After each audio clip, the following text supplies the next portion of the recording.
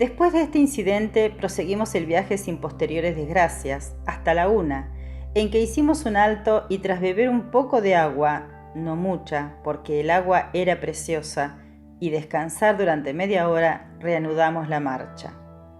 Anduvimos y anduvimos, hasta que el este empezó a sonrojarse como las mejillas de una muchacha.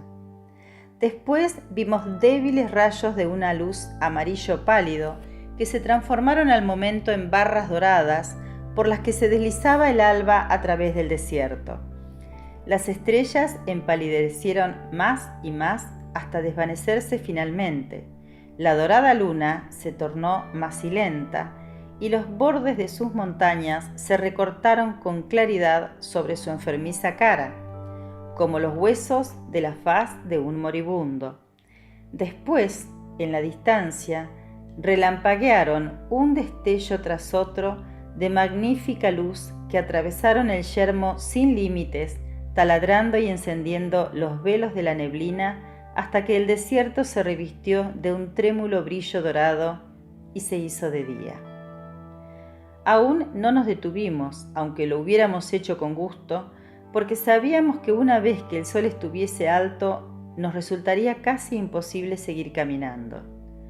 Por fin, aproximadamente una hora más tarde, divisamos una pequeña elevación de rocas que emergía de la llanura y hacia ella nos arrastramos.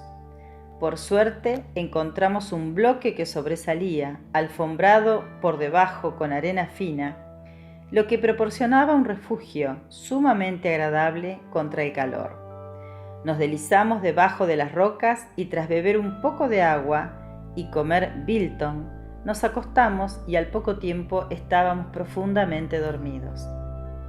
Eran las 3 de la tarde cuando nos despertamos para encontrarnos con que los 3 porteadores se estaban preparando para regresar.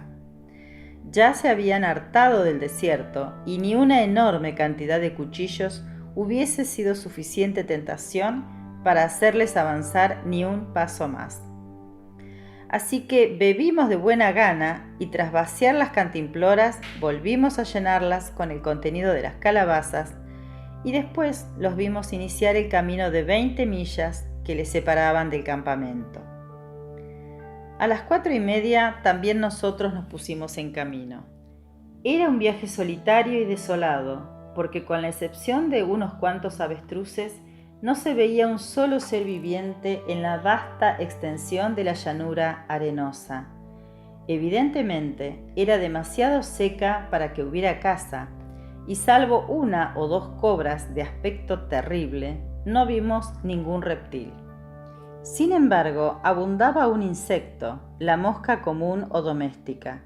Nos acosaban no como espías aislados, sino en batallones, como dice el Antiguo Testamento en alguna parte, según creo. Es un animal extraordinario esta mosca común. Vaya uno donde vaya, siempre se la encuentra, y debe haber sido así desde siempre.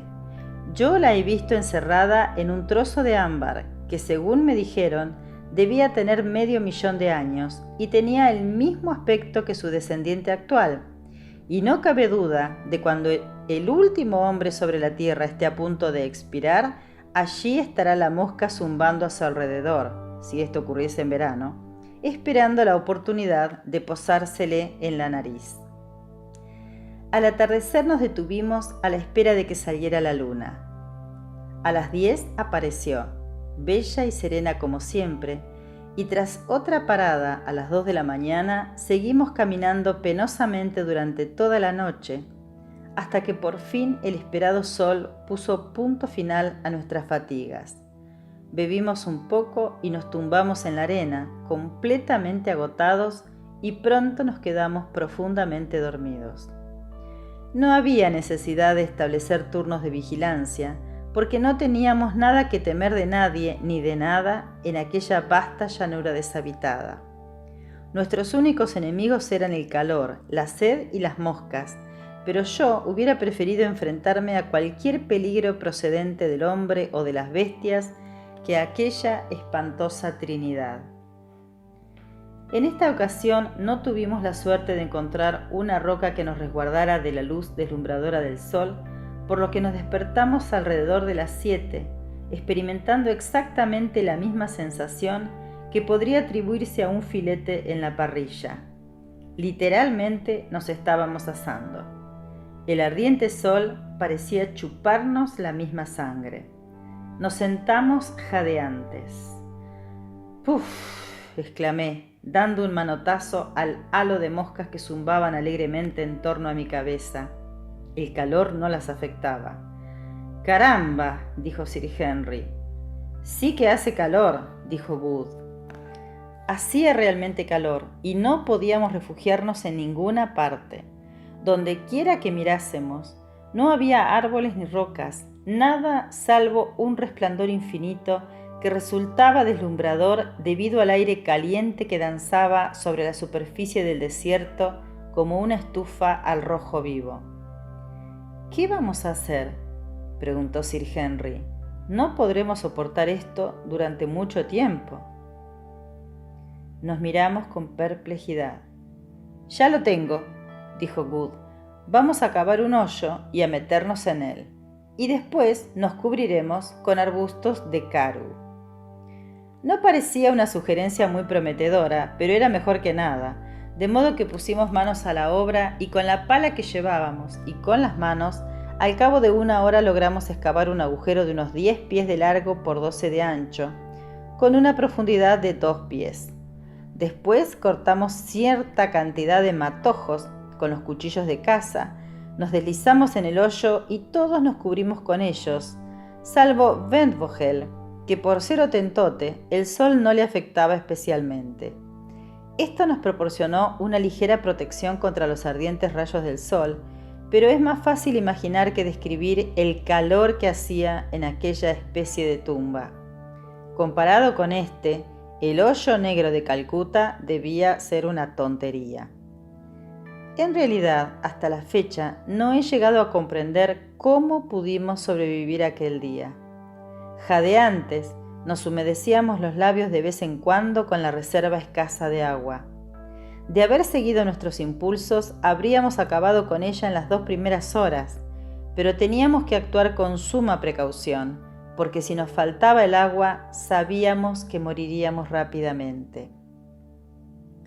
Pero todo tiene un fin, con tal de vivir lo suficiente para verlo, y de una u otra forma aquel día aciago fue acercándose a la noche. Hacia las 3 de la tarde llegamos a la conclusión de que no podíamos soportar aquello por más tiempo. Era mejor morir caminando que perecer lentamente por el calor y la sed en aquel espantoso agujero. De modo que, tras beber un poco de la reserva de agua que disminuía a toda velocidad y que estaba casi a la temperatura de la sangre humana, nos pusimos a andar tambaleantes. Ya habíamos cubierto unas 50 millas de desierto. Si el lector consulta la reproducción y traducción aproximada del viejo mapa de Da Silvestra, verá que éste asigna al desierto una extensión de 40 leguas y que la charca de agua sucia está situada aproximadamente a mitad de camino. Ahora bien, 40 leguas son 120 millas, así que debíamos encontrarnos como mucho a 12 o 15 millas del agua, si es que existía. Nos arrastramos lenta y dolorosamente durante toda la tarde, avanzando apenas más de 1,5 millas por hora. Con el crepúsculo volvimos a descansar mientras esperábamos a que saliera la luna, y después de beber un poco intentamos dormir un rato. Antes de acostarnos, un bopa nos señaló un montículo bajo y confuso entre la superficie plana del desierto, a unas 8 millas. Desde lejos parecía un hormiguero, y mientras conciliaba el sueño, me pregunté qué sería. Al salir la luna nos pusimos en camino, terriblemente agotados y torturados por la sed y el calor sofocante. Quien no lo haya experimentado no puede saber lo que tuvimos que soportar. Ya no caminábamos, avanzábamos a trompicones, cayendo de vez en cuando vencidos por el agotamiento, forzados a hacer un alto a cada hora. Apenas nos quedaban energías suficientes para hablar. Hasta entonces, Wood había charlado y bromeado porque era un tipo alegre, pero ya no le quedaban ánimos para más bromas. Por fin, hacia las 2, completamente rendidos, física y mentalmente, llegamos al pie de aquella colina o copi, arenoso, que a primera vista parecía un hormiguero gigantesco de una altura de unos 100 pies, con una base de casi un morgen, o sea, 2 acres.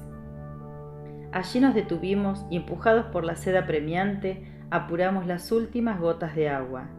No teníamos más que media pinta por cabeza y hubiéramos podido beber 1 galón cada uno. Después nos acostamos. En el momento en que me estaba quedando dormido, oí la observación que Umbopa se hacía a sí mismo en Zulú. Si no encontramos agua antes de que salga la luna mañana, habremos muerto todos. Me corrió un escalofrío a pesar del calor.